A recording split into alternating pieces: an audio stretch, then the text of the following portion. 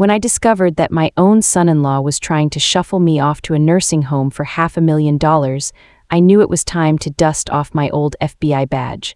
What happened next, he definitely didn't see coming. I'm 72 years old, and until recently, I thought the most dangerous days of my life were behind me.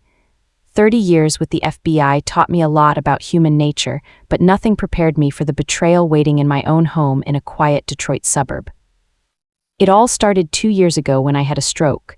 Not a massive one, thank God, but enough to scare my daughter, Sarah, into insisting I move in with her and her husband, Rick, in their sprawling house in Bloomfield Hills.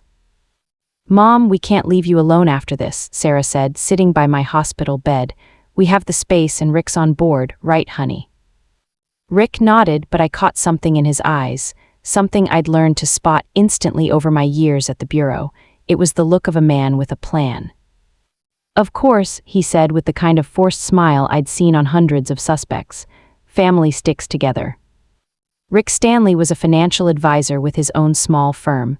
Tall, always impeccably dressed, with graying hair and a trustworthy demeanor, the kind of demeanor that's helped con artists fleece people for decades. The first few months were fine. I was recovering, spending time with my grandkids, Jake, 14 and 12. Sarah, a teacher at the local school, often stayed late grading papers and prepping lessons. Rick worked long hours too, or so it seemed. The first red flag came with the death of my old friend Frank. We worked together at the FBI for over 20 years, and he'd retired just a year before me.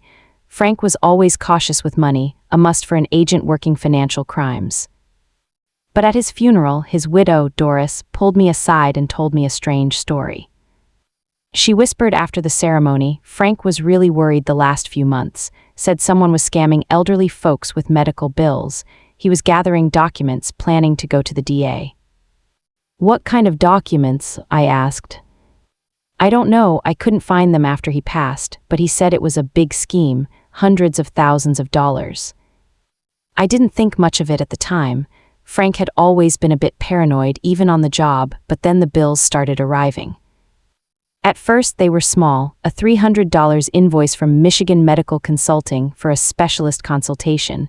I didn't recall any consultation, but I figured it might be tied to my stroke recovery. Rick offered to help. "Don't worry about it," he said, taking the bill from my hands. "I'll deal with the insurance company. I've got contacts in the medical field." Then came an $800 bill from Detroit Therapeutic Services for a rehabilitation therapy course. Again, I didn't remember any therapy, but my memory wasn't as sharp as it used to be post-stroke. "It's okay, Mom," Sarah reassured me. "Things can feel blurry after a stroke. The important thing is you're getting better." But my agent instincts never slept. I started keeping a record of every bill that came in. By the end of the first year, the total was nearly $15,000. By the end of the second, over $80,000. Then the bills started pouring in like a flood, hundreds to tens of thousands each, adding up to over $500,000. They came from various medical organizations: Midwest Center, Huron Institute, Detroit Elder Care Specialists. The names sounded official, but something about them set off alarms. The breaking point came on Monday, October 3rd. I received a bill that stopped my heart, $57,000 from Michigan Premium Healthcare for an emergency cardiac procedure. I'd never had a cardiac procedure. That evening, I overheard Rick on the phone in his home office. The door was slightly ajar, and his voice carried into the hallway. "Yeah, another bill went through," he said quietly. $57 grand, no, she doesn't suspect a thing. The old lady barely remembers what she had for breakfast. Yeah, I know about her FBI past, but that was ages ago. She's just a sick retiree now. Soon we can file for guardianship. I've already talked to a lawyer." My blood ran cold. I slipped back to my room and locked the door. My hands shook as I pulled out the notebook where I'd been logging all the suspicious bills.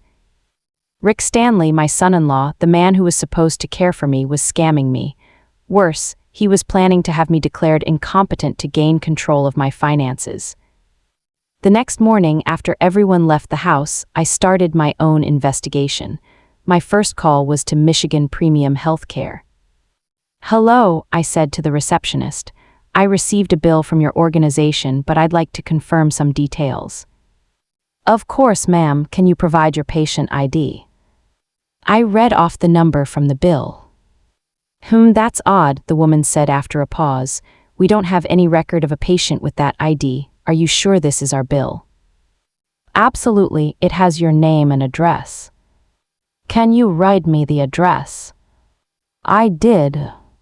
Ma'am, that's not our address. Our office is at 1250 Avenue. What you're describing is a vacant lot downtown. I checked 5 more organizations. Same story, either they didn't exist or they'd never heard of the bills in my name. Fake bills, $500,000 in fake medical bills.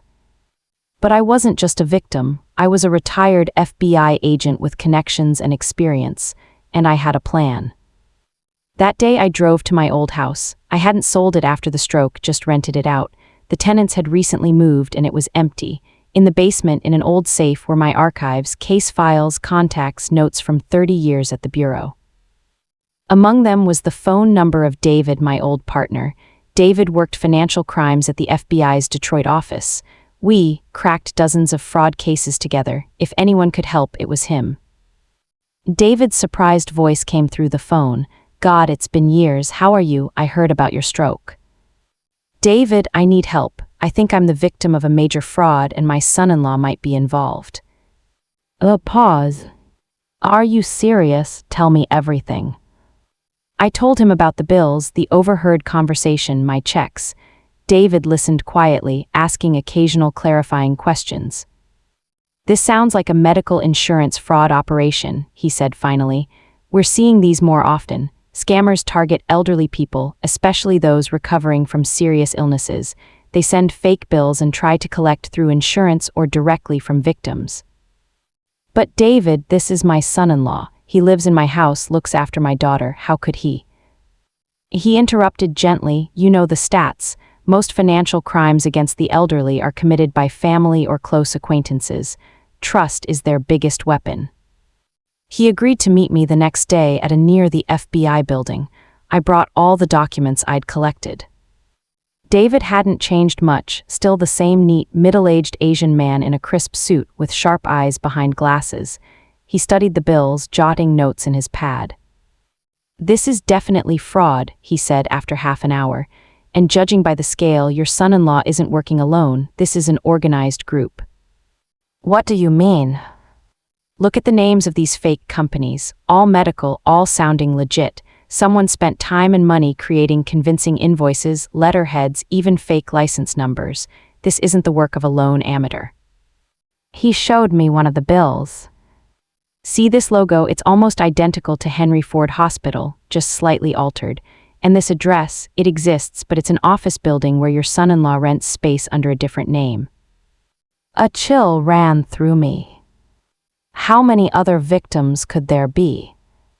I don't know, but I'm going to find out. Officially, I can't start an investigation based solely on your suspicions. I need evidence, but unofficially, he gave me the grin I remembered from our cases together. I think it's time to brush up on old skills. The plan was simple but risky.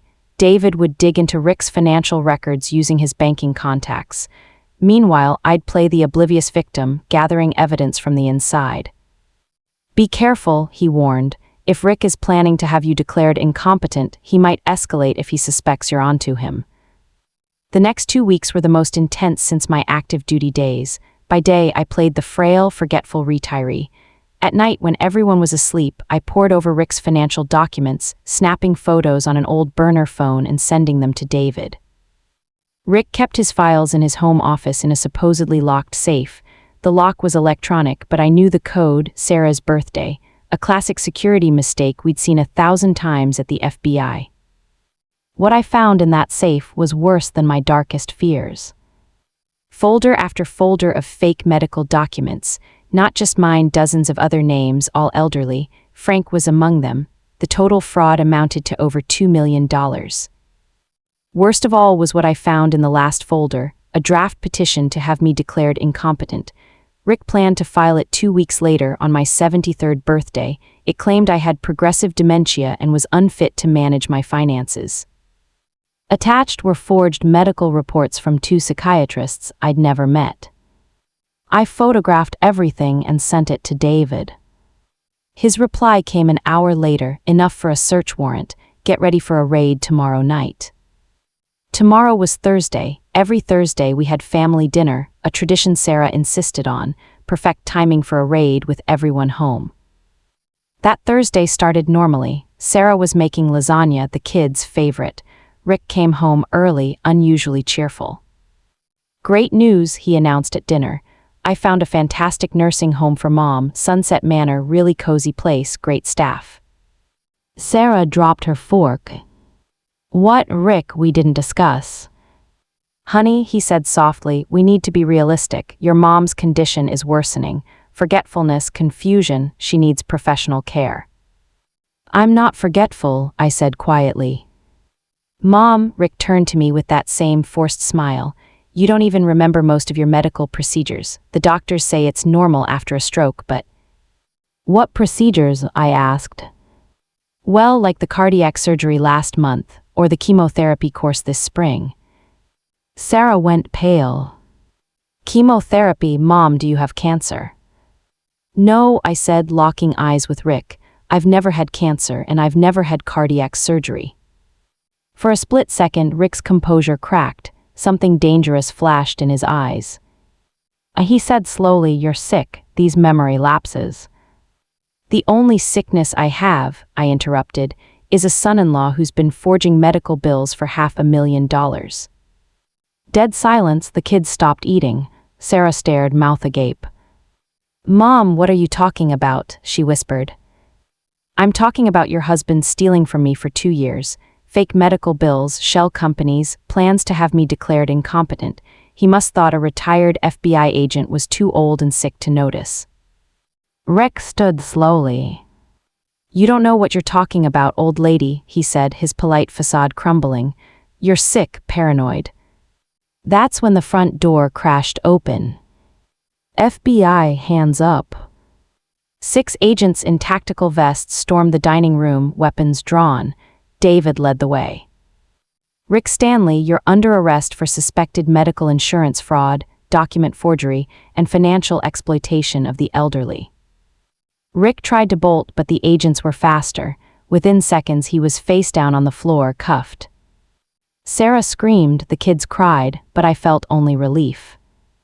David walked over to me. "Nice work, partner," he said quietly, "like old times." "Mom," Sarah grabbed my arm, "what's happening? I don't understand." The next few hours were a blur. Agents searched the house, seizing documents, computers, files. David explained the situation to Sarah and the kids while I gave my statement. Rick's operation was bigger than I'd imagined.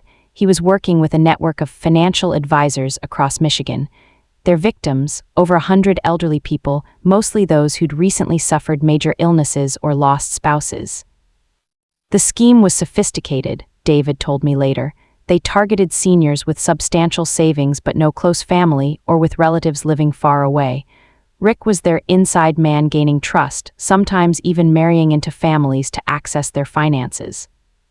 And Sarah, did she know? No, we're certain she didn't. Rick hid his activities well. Your daughter's a victim in this too. Rick's trial, along with his accomplices, lasted 8 months. I as the prosecution's star witness. When the prosecutor asked how I'd uncovered such a complex scheme, I kept it simple. 30 years at the FBI taught me one thing: trust but verify, especially when it comes to money. Rick got 15 years in federal prison. His accomplices received 7 to 12 years each. All the fake debts were canceled and the stolen money was returned to the victims. Frank, my old colleague, had indeed been investigating their operation before his death. The documents his widow couldn't find were hidden in a safe deposit box. They helped the DA map out the full scope of the fraud. Sarah divorced Rick before the trial. At first, she blamed me for tearing her family apart, but eventually, she realized I'd saved not just my money, but her and the kids from a man capable of anything for profit. "Mom," she said on the day of the sentencing, "I'm sorry I didn't believe you at first. I thought the stroke really affected your mind." "Honey," I said, hugging her, "the stroke affected a lot of things, but not my ability to spot a con a mile away." It's been a year since those events. I still live with Sarah and the kids, but now our relationship is built on mutual respect, not assumptions about my helplessness. David retired a few months after the trial, but we stay in touch. He occasionally consults me on tricky fraud cases. Turns out, old skills don't rust. Jake, my grandson, now wants to join the FBI like his grandma. He's into forensics. Maybe I'll pass down more than just my genes, maybe a sense of justice too. But the biggest lesson I learned has nothing to do with agent skills or criminal schemes. It's about how society views the elderly. Rick saw me as an easy mark not just because of my age or stroke. He thought I, and so many other seniors, was invisible, forgotten, unworthy of attention. He thought my past didn't matter, that my skills and experience vanished with my badge. He was wrong. Age doesn't make us helpless, illness doesn't make us foolish, and the past doesn't disappear just because we've grown older. I'm still Wilson, retired FBI agent. I'm still the woman who spent 3 decades fighting crime and protecting the innocent. And if anyone thinks they can scam me because of my age, they'd better think again. Because justice doesn't have an expiration date, and some of us never forget how to fight for it.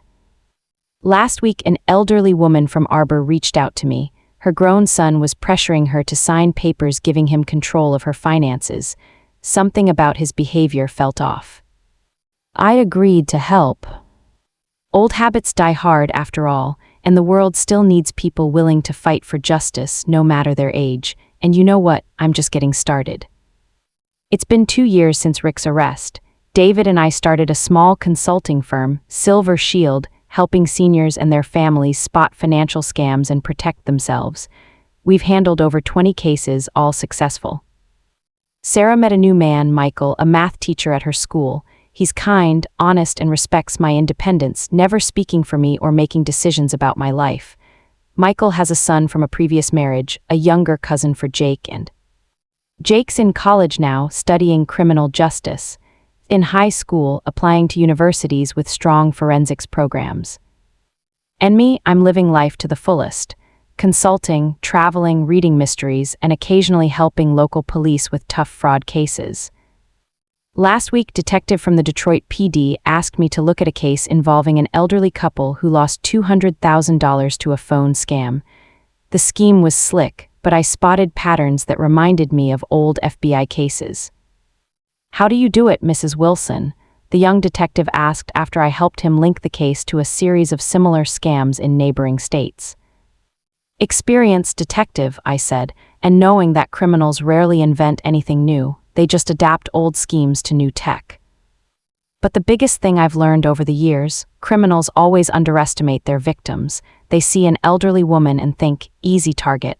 They don't see the FBI agent with 30 years of experience who just happens to be older.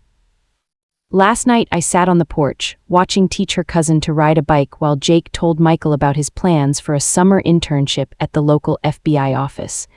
Sarah laughed at something Michael said, and for the first time in years, I saw genuine happiness in her eyes. Family, real family, not the kind that tries to use or betray you, but the kind that accepts you, flaws, achievements, past and present. My phone rang. It was David. We've got a new case. A woman in Grand Rapids thinks her daughter-in-law is trying to trick her into selling her house. Sounds familiar. I smiled. Of course it does. Send me the details. See you tomorrow morning. 9 a.m. at the office. 9 a.m., I confirmed and hung up. Sarah sat next to me on the porch swing. New case, Mom. New case, I nodded. Someone's trying to scam an elderly woman. Sarah leaned back, looking out at the sunset. You know, Mom, sometimes I think about what happened with Rick and it scares me. How could I have been so wrong about someone? Honey, I said, taking her hand, con artists are professional liars. They know how to pretend. Even seasoned agents fall for their tricks sometimes. What matters isn't that you were wrong, it's that you found the strength to admit it and move forward. And you, do you ever doubt people now? I thought about her question. After everything, I had every reason to turn cynical, to suspect everyone. You know what I've learned? The world's full of good and bad people. The bad ones count on us losing faith in the good ones. If we let them make us cynical, they win twice, first by scamming us, then by robbing us of our ability to trust. So how do you find the balance? Trust but verify, love but stay vigilant, and remember your gut isn't paranoia. If something feels off, it probably is. We sat in silence, watching the sun set over Bloomfield Hills. The house that once felt like a prison was now my sanctuary, a place where I felt safe and loved. "Mom," Sarah said softly, "thank you." "For what?" "For not letting them win, for keeping up the fight, for showing me and the kids that age is just a number and justice doesn't have an expiration date." I hugged my daughter, and in that moment I realized that despite all the hardships, betrayals, and disappointments, I was a rich woman. Not rich in money, but in what truly matters: a family that loves me, experience I can share, and a purpose that gives my life meaning. The next morning, I was at Silver Shield's office at 9 sharp. David was already poring over the new case files. "What we got?" I asked, pouring coffee from the old machine we'd picked up at a thrift store. 78 widow, lived in her Grand Rapids home for 40 years.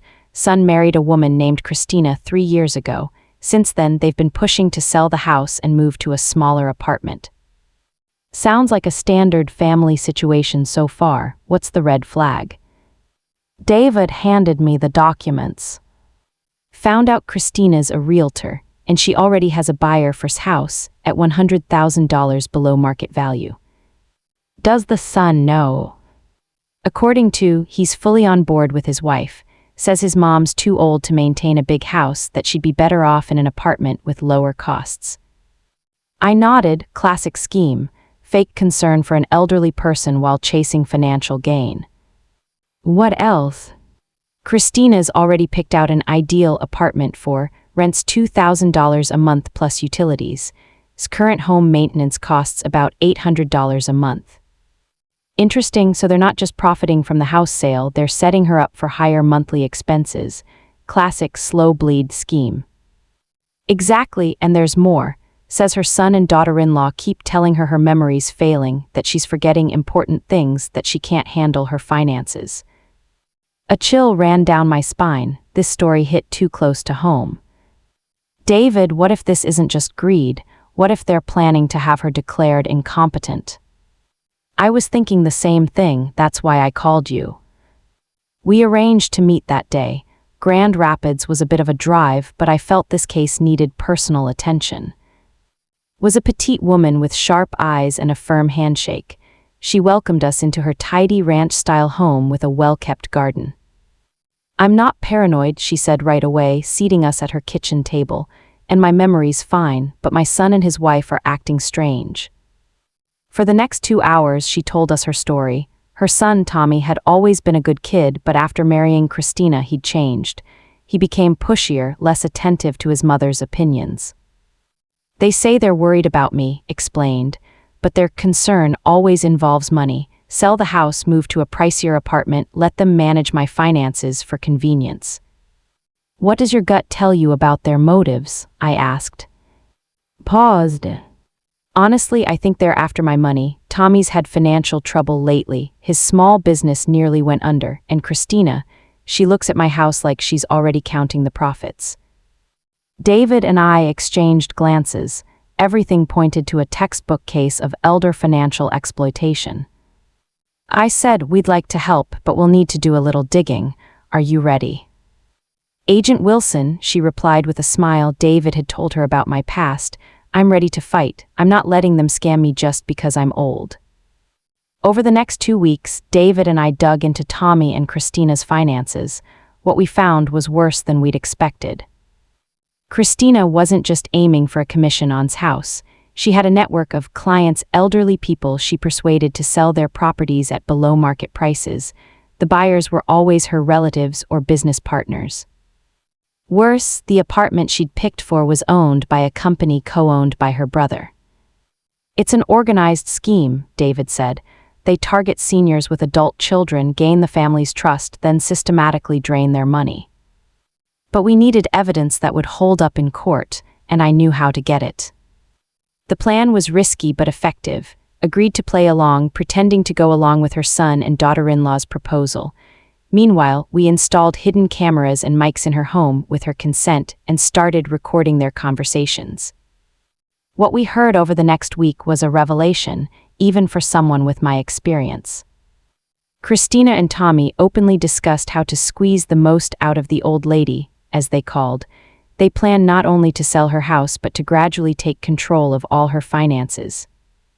Once she's in the apartment, we'll say she needs help paying bills, Christina told her husband. From there, it's a short step to full guardianship. What if she resists? Tommy asked. Then we just tell everyone she has dementia. Who's going to believe a crazy old lady over a young family taking care of her? Hearing those words, it was like hearing Rick all over again. The same words, the same cold calculation, the same contempt for the elderly. We had enough. The next day, we turned the recordings over to the Kent County prosecutor and the Michigan Real Estate Licensing Board. Christina lost her realtor license within a week. She and Tommy were charged with fraud and attempted financial exploitation of an elderly person. But for me, the most important moment came when told the rest of her family the truth. Turns out, other relatives had long suspected Christina's dishonesty but were too afraid to speak up. You know what's worst, told me after the trial, which ended with probation for Tommy and 2 years in prison for Christina. Not that they wanted to steal my money, but that my own son was willing to betray me for it. How are things with Tommy now? We're working on it. He realized he was manipulated almost as much as I was. Christina played on his financial fears and guilt, but trust takes time to rebuild. I understood, family betrayals leave the deepest scars. But Story had a happy ending. She stayed in her home, rebuilt her relationship with her son, and even found a new purpose, volunteering at a local senior center, warning others about scams. For me, every case strengthens my belief that age isn't a sentence. We seniors aren't helpless victims. We're people with experience, knowledge, and a right to respect. And if anyone thinks otherwise, they'd better think again. Because justice doesn't care about age, and some of us never stop fighting for it. Today, I'm 74. I'm a grandma who bakes cookies for her grandkids and teaches them chess. I'm a mother who cherishes her family and every new day with them. But I'm also a former FBI agent who doesn't back down from injustice. I'm a woman who knows experience isn't a burden, it's a weapon, and I'm part of a community that won't let anyone prey on those who can't protect themselves. What did you think of this story? Share your thoughts in the comments. Let me know where you're reading from. Don't forget to subscribe to the channel for more gripping stories. See you next time.